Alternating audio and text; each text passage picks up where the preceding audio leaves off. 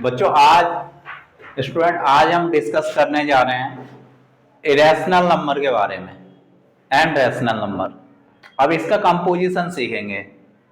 Some of two rational number, sum of two irrational number, sum of rational and irrational, irrational plus rational.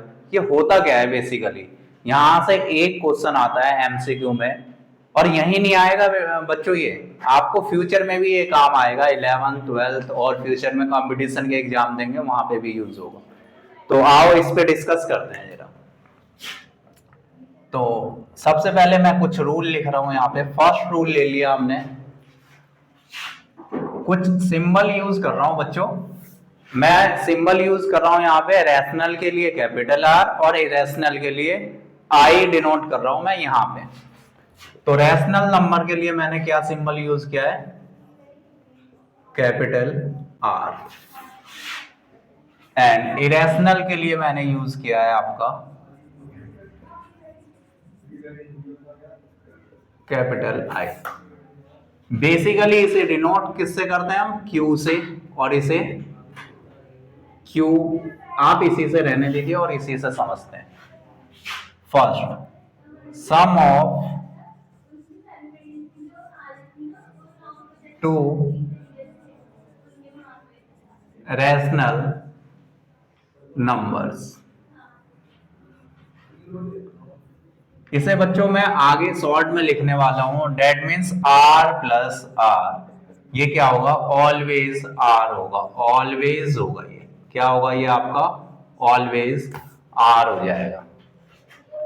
Example आप ले सकते हैं, कोई भी दो रैशनल नंबर ले लो। रैशनल ले लिया हमने, क्या ले लिया हमने रैशनल में? 5 - 3 एंड सॉल्व करो 2। ये क्या है आपका? रैशनल। तो हमने 5 + 2 ले लो या माइनस। अगर 5 - 3 लिया, अच्छा बच्चों इस पे 1 मिनट बात करते हैं। मैंने -3 लिखा था, आधे बच्चे कंफ्यूज होंगे। क्या 5 रैशनल नंबर है? बिल्कुल है। -3 रैशनल नंबर है? बिल्कुल है। नेगेटिव में भी तो हो सकता है रैशनल नंबर, P/Q के फॉर्म में होता है, where Q does not equal to 0। तो ये तो -3 है, तो हो सकता है। तो जब इसे सॉल्व करेंगे तो क्या आ गया? 2। तो ये क्या होता है? रैशनल। इसीलिए मैंने लिखा है ऑलवेज। बाकी एग्जांपल आप चेक कर लेना।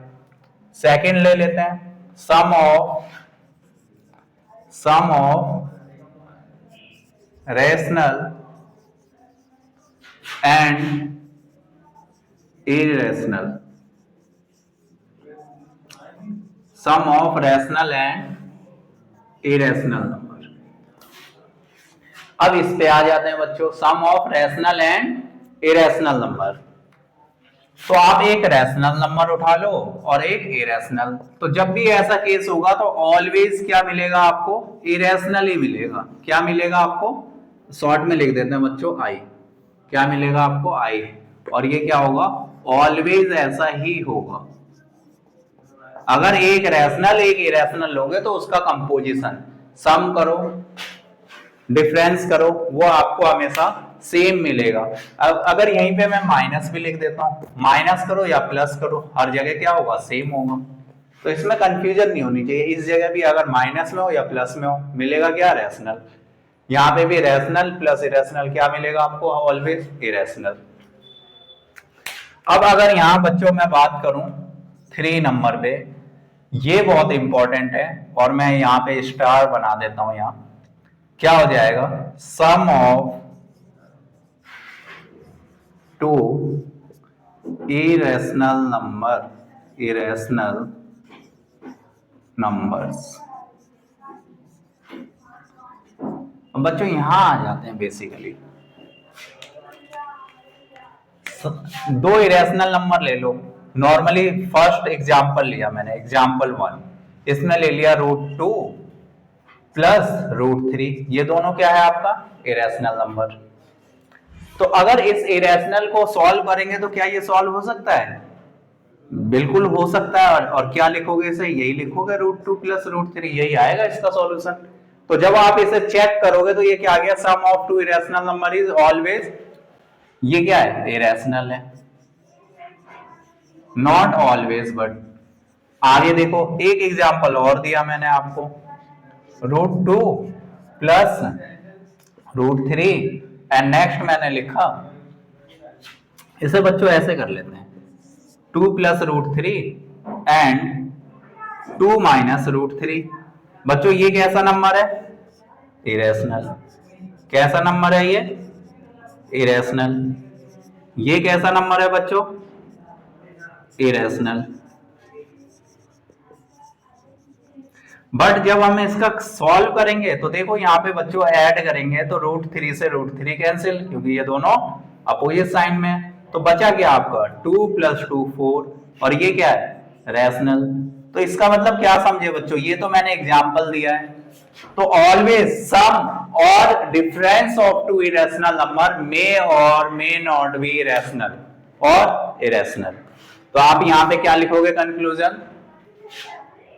इरेशनल प्लस इरेशनल, यहां माइनस भी कर लो, इक्वल टू, यहां लिखोगे बच्चों मे और may not be rational oblique irrational, कुछ भी लिख सकते हैं, रैशनल और इरेशनल, मे और मे नॉट बी रैशनल और इरेशनल। तो ये हो गया बच्चों। आगे चलते हैं। अगर मैं आगे बात करूं यहीं पे, अब मैं आ जाता हूं फोर्थ पॉइंट डिस्कस करते हैं, डिवीजन पे आते हैं जरा। तो बच्चों रैशनल में कोई प्रॉब्लम नहीं है, दो नंबर का सम कर लो, दो रैशनल नंबर का सम करो, डिफरेंस करो या मल्टीप्लाई करो या डिवाइड करो, ऑलवेज क्या आता है? रैशनल। बस एक चीज ध्यान रखना, आप कहोगे जीरो, जीरो भी तो रैशनल नंबर है। वाई? क्योंकि जीरो नोमिनेटर में हो सकता है, डिनोमिनेटर में कोई नंबर लिख दो इसके नीचे, तो ये क्या होगा आपका? रैशनल। ये क्या होगा आपका? रैशनल। ये होगा क्या आपका? रैशनल। तो ये ध्यान रखना, रैशनल नंबर पे अगर मैं बात करूं तो देखो ये आपका क्या है? रैशनल। लेकिन आप कहोगे सर जीरो भी रैशनल होता है। अब इससे डिवाइड किया तो ये तो नॉट डिफाइंड बन गया ना, इसे बोलते हैं नॉट डिफाइंड। कभी भी हम किसी भी नंबर को जीरो से डिवाइड नहीं कर सकते, तो ये क्या हो गया? Not defined. जब ये नॉट डिफाइंड है तो बताओ क्या ये रैशनल होगा? कुछ नहीं बोल सकते इसके बारे में। तो इसीलिए आप बस ये वाला केस हटा दो, बाकी रैशनल नंबर का प्रोडक्ट, डिवीजन, प्रोडक्ट मतलब मल्टीप्लीकेशन, मल्टीप्लीकेशन प्लस माइनस और डिवीजन सारे ही रैशनल नंबर होते हैं। तो रैशनल नंबर में कोई कंफ्यूजन नहीं है। कंफ्यूजन कहां है हमें? इरेशनल नंबर पे। तो इरेशनल नंबर पे बात करते हैं जरा। इरेशनल नंबर पे हमने देखो प्लस और माइनस के लिए बात कर लिया, यहाँ पे sum and difference, sum and difference पे हमने बात कर लिया। अब हम बात करते हैं बच्चों, सम और डिफरेंस के बाद हम बात करते हैं इरेशनल नंबर के मल्टीप्लीकेशन पे। मल्टीप्लीकेशन ऑफ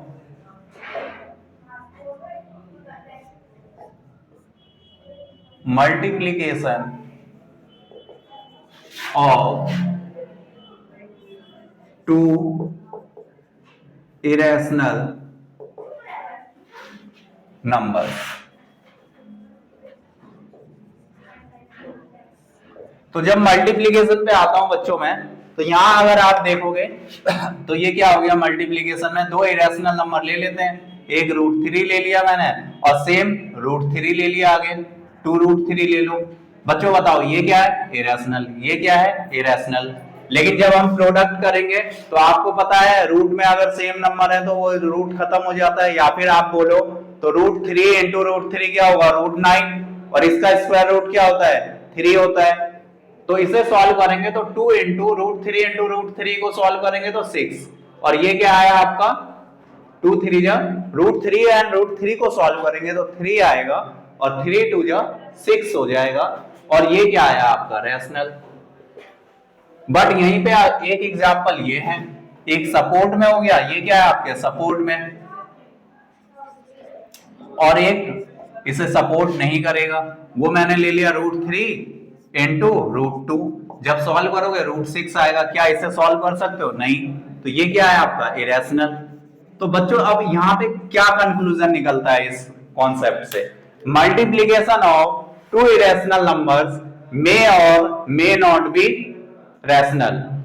क्यों, यहां देखो एक रैशनल निकला एक इरेशनल निकला, तो आप क्या लिखोगे यहां पे कंक्लूजन, मे और may not be I into I equal to may और मे नॉट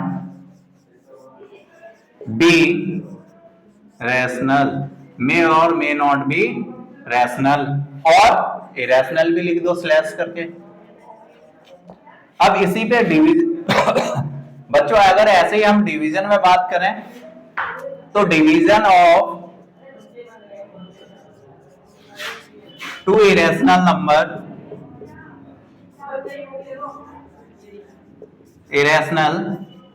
नंबर्स मे और मे नॉट बी, इसे भी आप वही लिखोगे I divided by I equal to may और मे नॉट बी, मे और मे नॉट बी, मे और मे नॉट बी रैशनल और इरेशनल, रैशनल और इरेशनल। अच्छा बच्चों इसे अलग तरीके से भी आप डिफाइन कर सकते हो, क्या बोल सकते हो, may be rational may be irrational. तो वो आपके ऊपर, लैंग्वेज आपके ऊपर डिपेंड करता है किस वे में करना है। मुझे लगता है कि आप लोगों को समझ में आया होगा, और फिर भी अगर कोई डाउट रह गया है तो आप मुझे कमेंट बॉक्स में डाल के मेरे से दोबारा पूछ सकते हैं। तो बच्चों कंट्राडिक्शन मेथड होता क्या है, ये इरेशनल दे रखा है, हम क्या करेंगे इसे लेट कर लेंगे, ये नंबर क्या है रैशनल। अब रैशनल लेट कर लेंगे, बट आपको पता है ना कि रैशनल नंबर किस फॉर्म में होते हैं, को प्राइम नंबर के फॉर्म में। तो मेरा टारगेट क्या होगा, अब रैशनल लेट किया है तो मैं ये दिखा दूंगा रैशनल नंबर जितने भी होते हैं, ये बच्चों आप लोग याद कर लेना, यहां लिख देता हूं आपके लिए साइड में, क्या rational number, all rational number, ये हैशटैग आप नोट करेंगे, all rational number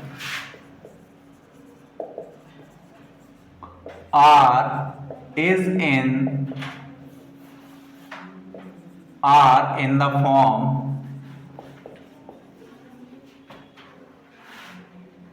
of co-prime number।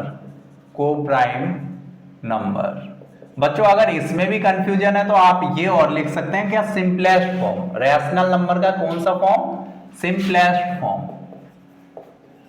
Simplest form. तो जितने भी रैशनल नंबर होते हैं उसके सिंपलेस्ट फॉर्म को जब भी हम चेक करेंगे तो वो क्या होता है, को प्राइम नंबर। अब को प्राइम नंबर क्या होता है बच्चों, आपको बताया गया है, ये क्या होता है, जिनका HCF 1 होता है। यहाँ पे ये भी हाईलाइट कर लेते हैं हम, क्या को प्राइम नंबर क्या होता है, को प्राइम नंबर होता है equal to when HCF of two numbers is 1।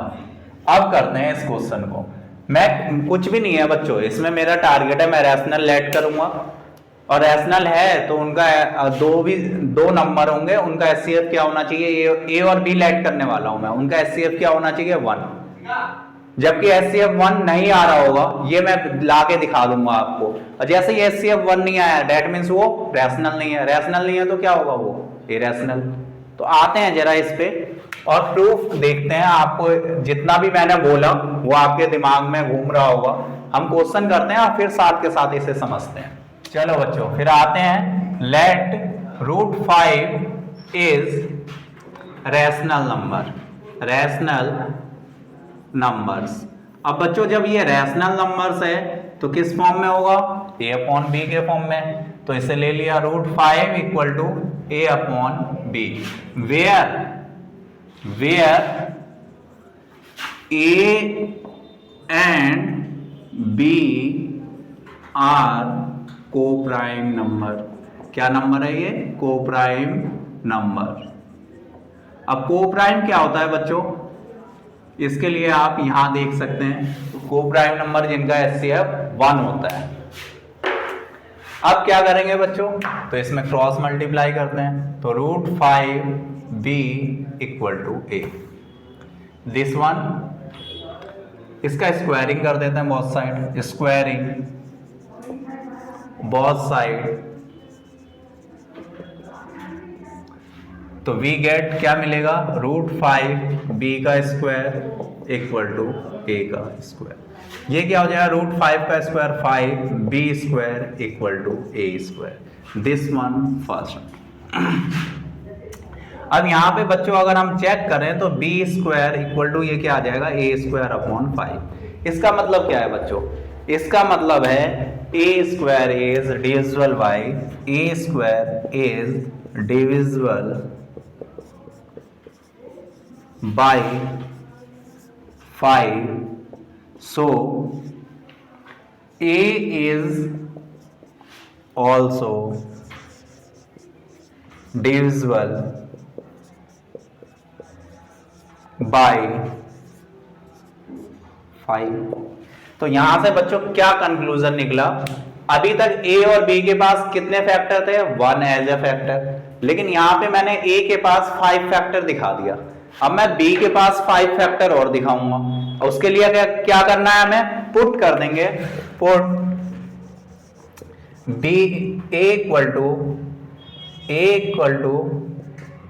5c in first. क्या मिलेगा, वी गेट, देखते हैं क्या मिलता है हमें, वी गेट, पुट करते हैं a के जगह 5c, तो 5b square equal to 5c का स्क्वायर, तो ये क्या हो जाएगा, 5b square equal to 25c square. अब यहां अगर हम बात करें बच्चों, इस जगह अगर हम बात करें बच्चों, तो क्या हो जाएगा, ये b square 5b square upon 25 और इक्वल में क्या आ जाएगा, c स्क्वायर। तो बच्चों 5 से ये कैंसिल, 25 क्या बचेगा 5, तो b square upon 5 equal to c square. अब यहां अगर बच्चों देखोगे तो b स्क्वायर क्या है, सेम यहां पे अगर आप देखें वही स्टेटमेंट लिखेंगे, क्या, b square is divisible by 5, so b is also divisible by 5। अब बच्चों ये बताओ, मैंने क्या बोला था, जितने भी रैशनल नंबर होते हैं वो कोप्राइम, उसका सिंपलेस्ट फॉर्म क्या होता है, कोप्राइम नंबर। अब कोप्राइम नंबर दैट मीन उनका HCF 1, तो a और b क्या थे हमारे, रैशनल कोप्राइम, उनका HCF 1 था। लेकिन जब यहां पे आए हम तो देखो यहाँ पे a के पास कितना है फैक्टर, 5। कोई भी नंबर अगर किसी नंबर से डिविजिबल है, इसका मतलब क्या है, फैक्टर क्या है, वो नंबर डिविजिबल है, वही नंबर उसका फैक्टर हो जाएगा, तो 5 क्या हो गया, a का फैक्टर।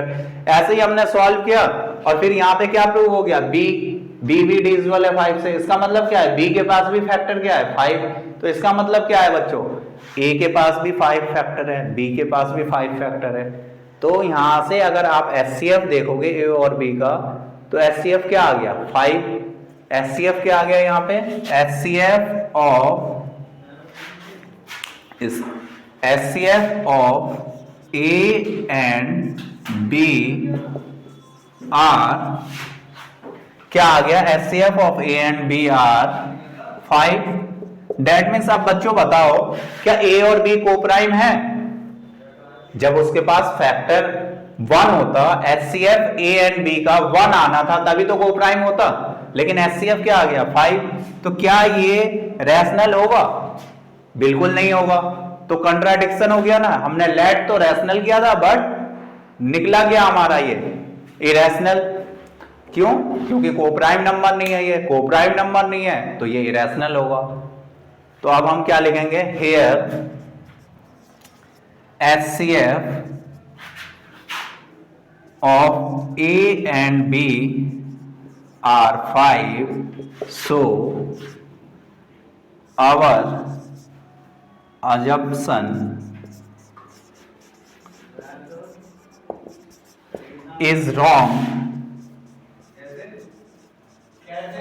√5 is क्या हो जाएगा बच्चों, एन इरेशनल नंबर, इरेशनल